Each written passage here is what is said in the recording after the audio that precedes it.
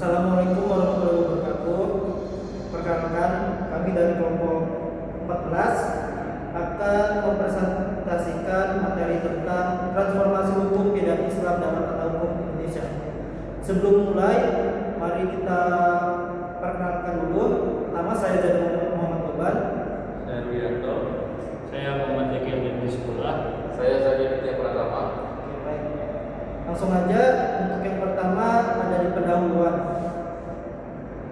Untuk upaya formasi syariat Islam di Indonesia telah menjadi diskursus yang melelahkan. Bahkan sebelum terjadinya negara Republik Indonesia, benih perdebatan sudah muncul secara terbuka pada tahun 1940 ketika terjadi polemik antara Soekarno, nasionalis sekuler, versus Muhammad Nasir, nasionalis Islam. Muhammad Nasir Soekarno berpendirian bahwa demi menjaga kemajuan suatu negara dan agama harus dipisah. Sedangkan Muhammad Nasir berpendirian sebaliknya bahwa hubungan agama dan negara harus menjadi satu. Lanjut, polemik itu dilatar belakangi bahwa Islam ajaran yang mengandung prinsip-prinsip dasar kehidupan, termasuk persoalan politik dan hukum serta masalah kenegaraan. Sejak awal sejarahnya tidak memberikan ketentuan yang pasti tentang bentuk dan konsep penegakan syariat di Islam dalam satu negara. Dan disinilah letak terjadinya berbagai penafsiran dan upaya untuk merealisasikannya. Transformasi hukum Islam yang dilakukan para mujahid dalam rangka penemuan dan penetapan hukum harus dilihat sebagai modal harga, bukan suatu yang stagnan dan bukan perjuangan final. Kemudian, adapun tawaran mengenai hukum Islam model Indonesia sebenarnya sudah banyak dikemukakan oleh pemikir Islam seperti T.M. Hasbi, As-Siddiq dengan gagasan fikih Indonesia. Kemudian ada Azairi memunculkan teori tentang bahasa Indonesia. Nawir Sejari mempunyai gagasan tentang konteks seksual hukum Islam di Indonesia. Lanjut, adapun perdebatan penerapan hukum pidana Islam di Indonesia sampai sekarang belum final dan terus menyisakan masalah. Misalnya beragamnya pemikiran dan persepsi ormas Islam dalam menyikapi model penegakan hukum pidana Islam di Indonesia. Oke, Lanjut penjelasan materi transformasi norma-norma hukum pidana Islam. Transformasi hukum pidana Islam adalah perubahan yang terjadi dalam penerapan tindak pidana, pertanggungjawaban pidana untuk ketentuan pidana terhadap dinamika waktu dan sosial. Penerapan hukum pidana Islam dalam sejarah setidaknya dapat dikelompokkan menjadi 3 periode. Periode pertama, periode Nabi, yakni pada periode awal Daud al-Tasri syariat Islam identik dengan wahyu Allah dalam Al-Quran ditambah sunnah. Sunnah merupakan otoritas teks kedua setelah Al-Quran, yang berarti Nabi diakui sebagai suara otoritatif. Nabi dipandang sebagai penerima wahyu Tuhan atas sahih al-syariah. Lanjut periode kedua, periode ijtihad, di mana syariah ini tidak lagi berfungsi sebagai hukum dalam arti bersifat langsung, melainkan berkembang menjadi sumber hukum. Pada tahap ini harus dibedakan antara syariah, pemahaman terhadap syariah, dan penerapan terhadap pemahaman syariah. Lanjut periode yang terakhir, yaitu periode ketiga, periode legislasi atau Daud al-Takim. Pada periode ini, formalisasi syariah Islam sebenarnya adalah qanun. Dengan demikian, norma syariah Islam sesungguhnya adalah penerapan terhadap putusan atau hukuman fikih yang tidak lain adalah hasil ijtihad. Kontekstualisasi norma-norma hukum pidana Islam tidak lepas dari persoalan bagian larangan dan ketentuan sanksi. Larangan melakukan kejahatan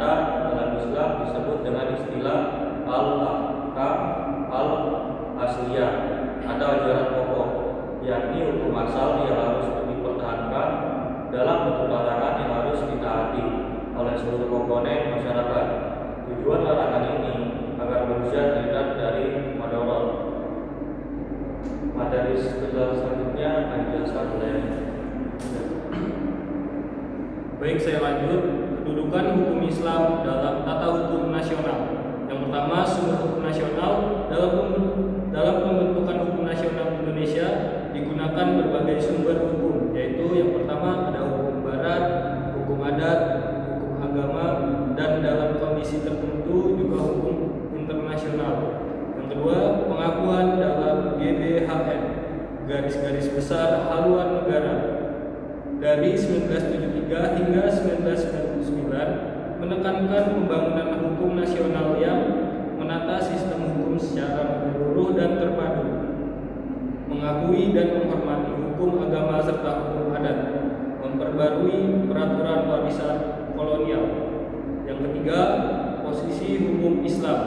Hukum Islam diakui sebagai sumber hukum material, artinya menjadi bahan atau isi dalam pembentukan hukum nasional, tidak secara otomatis menjadi hukum formal atau mengikat, berlaku ketika menjadi bagian dari kesadaran masyarakat atau diakomodasi dalam peraturan perundang-undangan.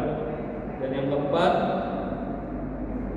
perbedaan sumber hukum. Sumber hukum material adalah bahan hukum yang belum terbentuk dan belum mengikat.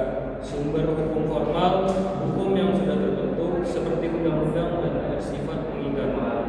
Dan yang terakhir, hukum pidana nasional. Sistem hukum pidana Indonesia banyak mengadopsi norma agama termasuk Islam sebagai sumber material dalam perumusan hukum. Dan selanjutnya akan dilanjutkan oleh Zaki. Selanjutnya, kontekstualisasi dan transformasi hukum pidana Islam di Indonesia. Transformasi hukum pidana Islam di Indonesia dilakukan melalui objektifikasi, yaitu penerapan hukum Islam secara objektif dan universal tanpa membedakan suku, budaya, kelompok atau agama. Dengan pendekatan ini, nilai-nilai syariah yang bersifat universal dapat diterima oleh semua komponen bangsa. Norma-norma hukum pidana Islam diterjemahkan ke dalam kategori objektif agar dapat merespon persoalan hukum real di masyarakat Indonesia. Penerapan hukum pidana Islam harus selaras dengan sistem hukum nasional Indonesia yang mencakup unsur isi, struktur, budaya, peraturan, dan lainnya. Indonesia sebagai negara Pancasila mengedepankan prinsip hukum yang menjamin integrasi bangsa, asas demokrasi, keadilan sosial, serta penghargaan terhadap pluralitas dan toleransi beragama. Oleh karena itu, hukum nasional tidak boleh diskriminatif dan harus menjamin keharmonisan bangsa. Perjuangan umat Islam untuk mewujudkan dasar negara dan hukum Islam telah menghasilkan kompromi berupa negara Pancasila, di mana tujuan utamanya adalah membangun masyarakat Islam yang mengedepankan nilai-nilai universal seperti keadilan, demokrasi, kepemimpinan, amanah, perlindungan HAM, dan toleransi. Nilai-nilai ini dapat menjadi sumber hukum yang menyatu dengan sumber hukum lainnya dalam hukum nasional. Transformasi hukum pidana Islam juga diwujudkan dengan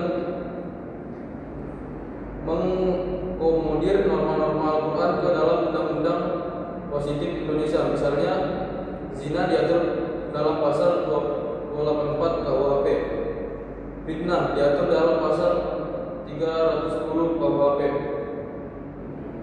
pencurian diatur dalam KUHP, pencurian dengan kekerasan atau terorisme diatur dalam KUHP dan UU terorisme, makar diatur dalam pasal 104 dan 107 KUHP, murtad diatur dalam KUHP dan UU pencegah penodaan agama, pidana terhadap nyawa diatur dalam KUHP termasuk hukum mati sebagai alternatif terakhir. Upaya ini merupakan bentuk legislasi strategis yang bertahap untuk mengintegrasikan nilai hukum pidana Islam ke dalam sistem hukum nasional secara kontekstual dan sesuai dengan prinsip maqasid al-syariah, yaitu demi kemaslahatan umat. Oke, terakhir kesimpulannya yaitu pada transformasi hukum pidana dalam hukum tata Islam Indonesia bukanlah proses pendekatan syariat secara formalistik, melainkan integrasi nilai-nilai keadilan Islam dalam sistem hukum nasional melalui pendekatan konstitusional, demokratis, dan bertahap. Proses ini mencerminkan dinamika antara aspirasi keagamaan dan komitmen terhadap kebinekaan.